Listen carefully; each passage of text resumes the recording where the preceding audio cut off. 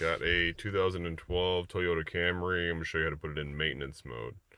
Right now the vehicle's off. I have the key fob in my pocket. This is the one with the smart key. What you're going to do is, first thing you're going to do is you're going to put on the parking brake.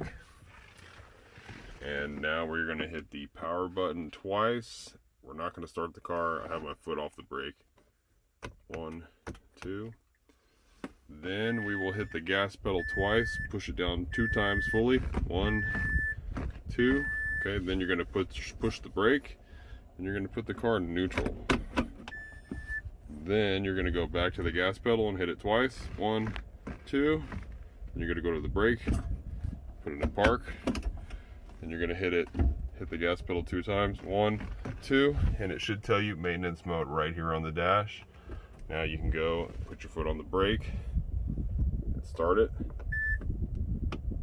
Okay, the engine will run forever now. Okay, I don't recommend you driving it like this, but the engine will not cut off and it will run in maintenance mode.